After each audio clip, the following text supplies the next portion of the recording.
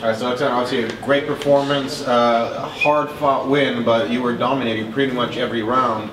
You hit him with so many hard shots that I think most people would have gotten knocked out for it, but not this guy. He kept on coming. What goes through your mind when you're fighting a fight like that, where he just keeps going forward like a zombie? He's now for a reason undefeated. He's 3-0 in the UFC. He's number 15 heavyweight, so he is where he is, you know. And he took some big shots. Respect to him. He was screaming like a baby down. So I want to make sure I win this fight in a very dominant position.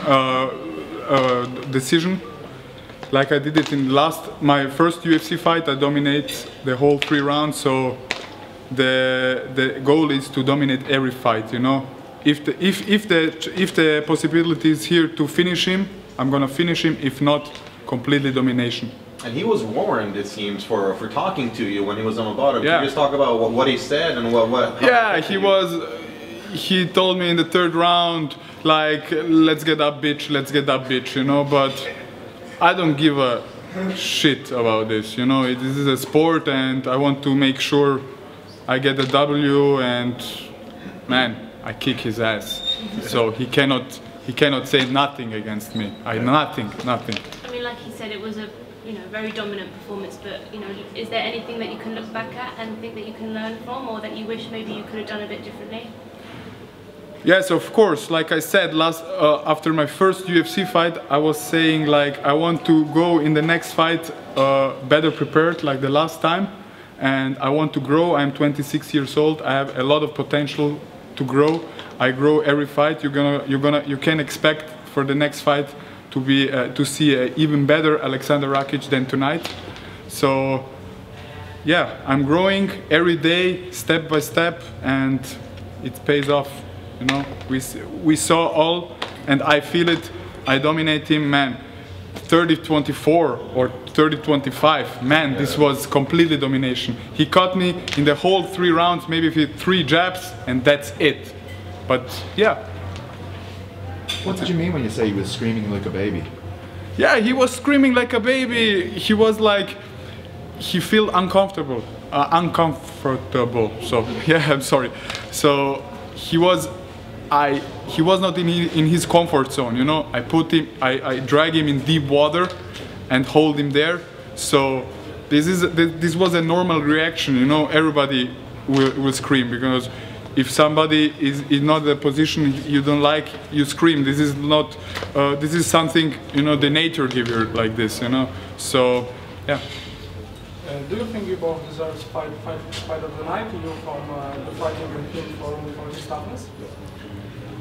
Fight of the night, I think not, but performance of the night. He didn't show nothing. He just showed toughness, but that's not. This is not a reason to get a bonus, you know.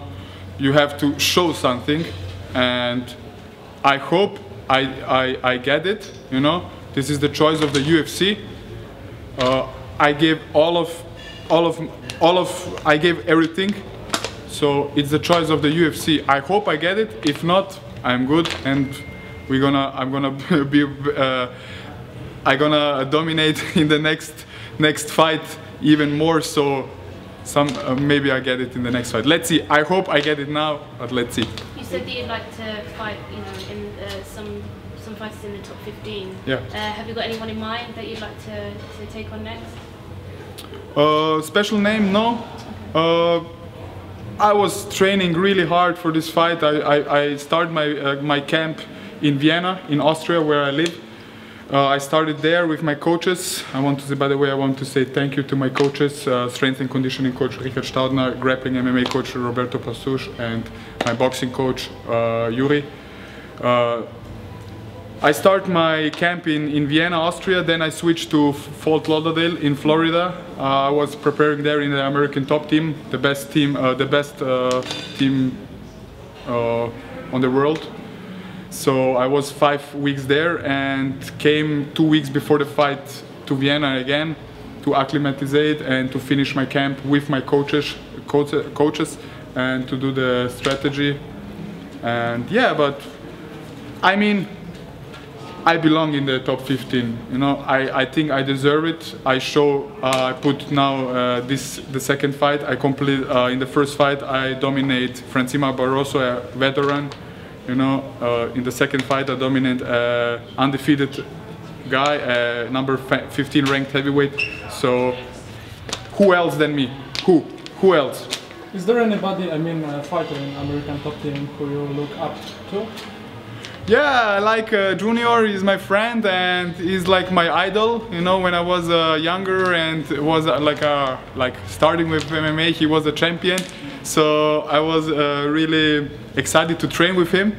And of course, there is a lot of champions. Amanda Nunes, ex-champ Joanna, a lot of UFC fighters, very good guys, but especially Junior Dos Santos. I like this guy. He's very funny, and I make a really good relationship with him.